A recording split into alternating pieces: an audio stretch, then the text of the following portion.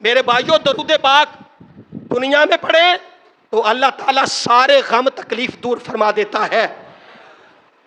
میں نے شیخ سمرقندی رحمت اللہ تعالیٰ علیہ کا ایک واقعہ پڑھا ہے، وہ فرماتے ہیں کہ میں طواف کعبہ میں مشغول تھا، میں نے ایک بندے کو دیکھا جو زور زور سے طواف کعبہ کرتے ہوئے سرکار کی بارگاہ میں درود و سلام پڑھ رہا تھا۔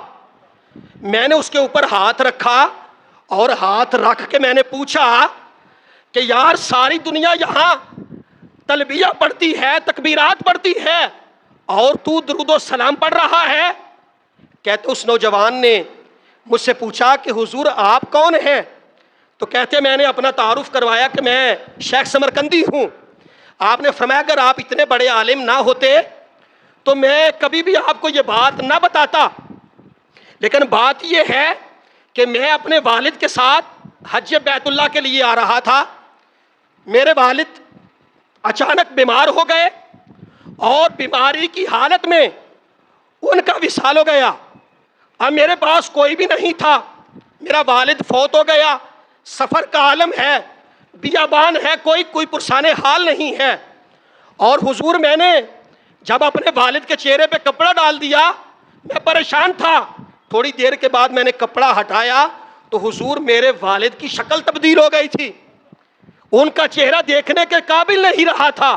کہتے میں اور زیادہ پریشان ہو گیا، ایک تو باپ فوت ہو گیا، دوسرا باپ کا چہرہ بگڑ گیا، میں بڑا پریشان تھا، روتے روتے میری آنکھ لگ گئی۔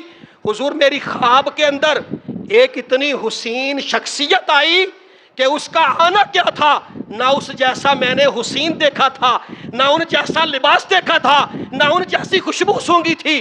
آپ نے فرمایا کہ تو بیٹے پریشان کیوں ہے؟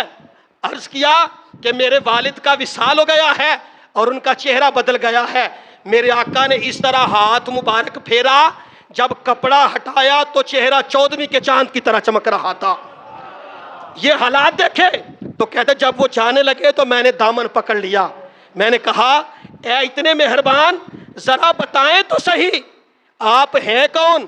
تو آپ نے فرمایا بیٹے میں محمد بن عبداللہ ہوں، میں محمد بن عبداللہ ہوں، اور بیٹے اگرچہ تیرے باپ کے کچھ کام ایسے تھے جو ذاتی طور پہ وہ ٹھیک نہ تھے، لیکن اس کی عادت تھی یہ میری ذات پہ درود و سلام پڑھتا تھا۔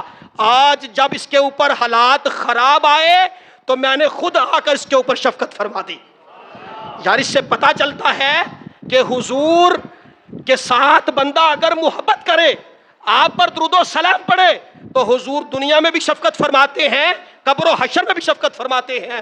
میرے بھائیوں میرے شیخ کامل حضرت خواجہ گوہر الدین احمد نور اللہ مرکزہ جب آپ حج بیت اللہ کے لیے گئے، طواف کعبہ کر رہے تھے، تو آپ طواف کعبہ کرتے ہوئے سرکار کی بارگاہ میں درود و سلام پڑھ رہے تھے۔ کیا کر رہے تھے جی؟ درود و سلام پڑھ رہے تھے۔ اس وقت کے بہت بڑے عالم علامہ عبدالغفور ہزاروی رحمت اللہ تعالی علیہ وہ آپ کے ساتھ اس سفر میں موجود تھے۔ میرے آقا طواف کعبہ کرتے جاتے ہیں اور سرکار کی بارگاہ میں درود و سلام پڑھتے جاتے ہیں۔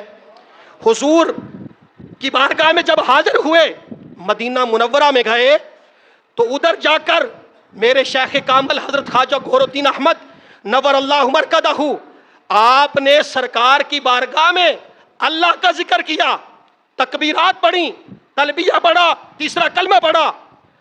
علامہ عبدالغفور ہزاروی عرض کرتے ہیں حضور آپ نے الٹ کام کیا ہے، لوگ کعبۃ اللہ جاتے ہیں اور جا کر وہاں اللہ کا ذکر کرتے ہیں، اور جب مدینہ منورہ آتے ہیں تو سرکار کی بارگاہ میں درود و سلام پڑھتے ہیں۔ حضور آپ نے الٹ فرما دیا۔ آپ نے فرمایا ہاں مولانا میں یہ بات سمجھتا ہوں کہ لوگ وہاں اللہ کا ذکر کرتے ہیں، یہاں سرکار کی بارگاہ میں درود و سلام پڑھتے ہیں، میں اس چیز کو بخوبی سمجھتا ہوں۔ آپ نے فرمایا مولانا یہ دو ذاتیں ہیں۔ یہ کیا ہیں جی؟ دو ذاتیں ہیں، ایک خدا کی ذات ہے، دوسری مصطفیٰ کریم کی ذات ہے، اور دونوں ایک دوسرے سے محبت کرتے ہیں۔ میں نے خدا کی بارگاہ میں مصطفیٰ کا ذکر کیا تاکہ خدا راضی ہو جائے، اور مصطفیٰ کی بارگاہ میں خدا کا ذکر کیا تاکہ مصطفیٰ راضی ہو جائے۔ فرمایا یہ دونوں ایک دوسرے کا ذکر کو سن کر خوش ہوتے ہیں، اور میں نے یہ ذکر اس لیے کیا تاکہ دونوں خوش ہو جائیں۔ میرے بھائیو، درود و سلام ایسا وظیفہ ہے کہ یہ خدا کے بھی قریب کرتا ہے، مصطفیٰ کے بھی قریب کرتا ہے۔ میرے بھائیو، باقی سارے عمل ضائع ہو سکتے ہیں، سرکار کی بارگاہ میں پیش کیا ہوا درود پاک ضائع نہیں ہو سکتا۔ اپنی زندگی میں درود و سلام کو شامل کریں، کثرت کے ساتھ درود پاک پڑھیں۔ اللہ تعالی ہم سب کو توفیق عمل عطا فرمائے، آمین۔ وما علیہ الا البلاغ المبین۔